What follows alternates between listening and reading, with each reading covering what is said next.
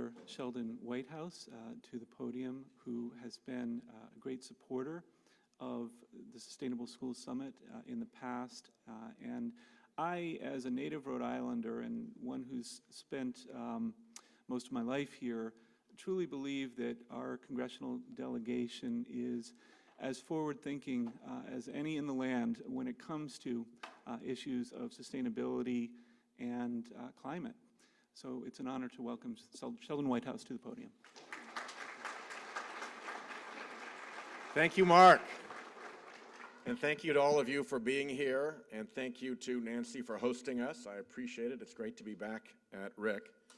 I just want to make 2 points about what you're all doing, because it really is, I think, very, very important to have our schools represent the concern we have about sustainability.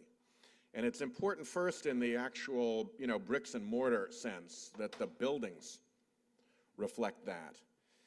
Our 17,000 K-12 schools around the country spend far more on energy than they do on textbooks and computers combined.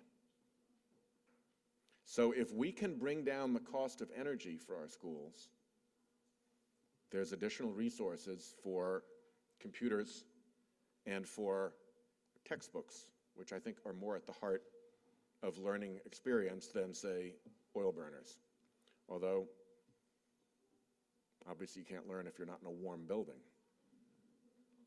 The other thing is that a lot of our buildings are so old that they are really unhealthy, whether it's old lead paint or mold or conditions that precipitate asthma. We have more asthma sufferers in Rhode Island than we have residents of Westerly or Lincoln. I mean, we have a lot of people, and a lot of them are kids. It's a kids-based illness these days, mostly.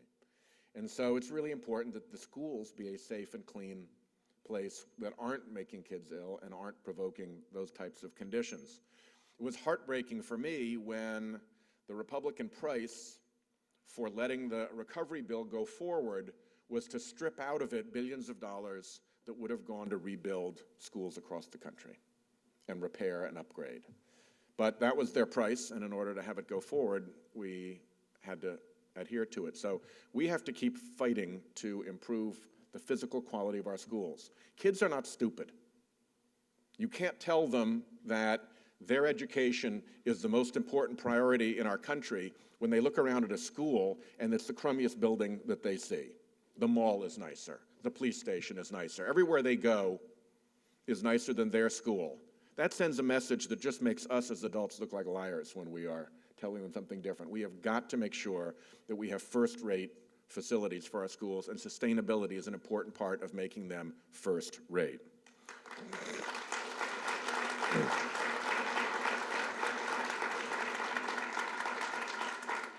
The second point I'll make is that schools are at the epicenter of knowledge and of teaching and of learning. Now, that should be obvious, but it's really, really important in the context of discussing sustainability as a national issue. Because particularly in Washington, we have a very peculiar environment in which science is degraded and deprecated and ridiculed and denied, in which people get up on the floor of the United States Senate to say that this whole climate change business, it's a hoax. It's a scheme cooked up by a lot of grant-seeking scientists to line their pockets. I don't know about you, but I don't see a lot of scientists driving around in high-powered Mercedes vehicles or with their pockets very lined. What it is a propaganda campaign funded by the special interests that are doing the polluting, and between the Tea Party extremists who are willing to buy into this nonsense and the folks who are so beholden to those industries that they have to do whatever they're told, that's enough to be blocking action.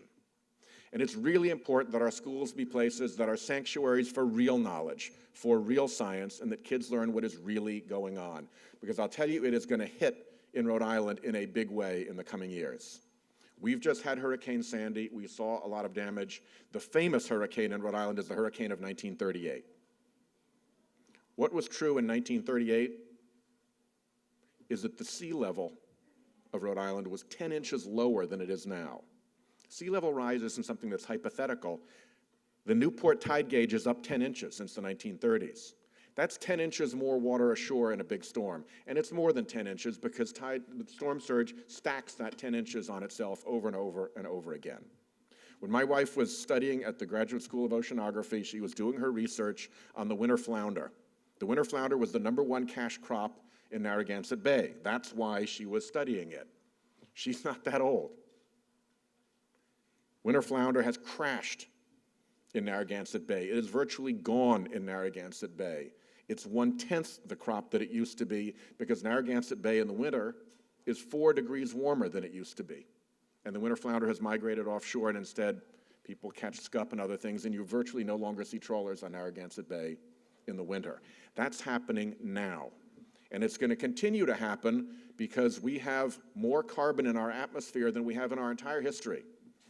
And teachers are in a position to put this into context. We're talking 8,000 centuries. 8,000 centuries. We've been between 170 and 300 parts per million. We're at 390 and climbing. We hit 400 for the first time in the Arctic this year.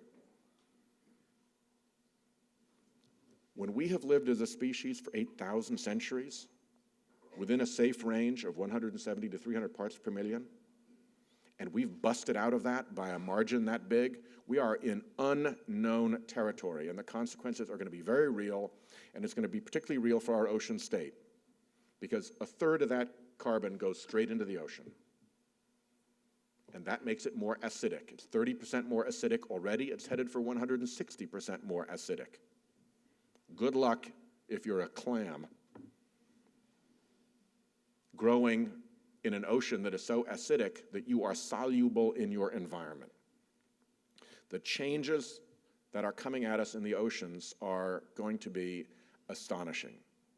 And 2 generations from now, I promise you, people will look back at this generation and our current economic woes will be a matter of the past. Our current fights over political issues will be a matter of the past.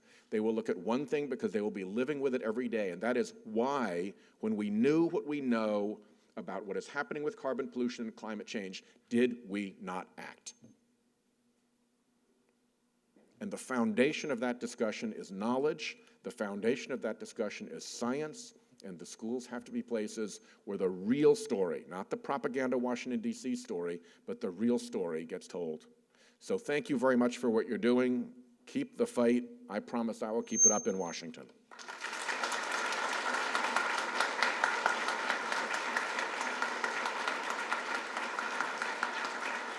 Renewable Now, the network that delivers the business side of green.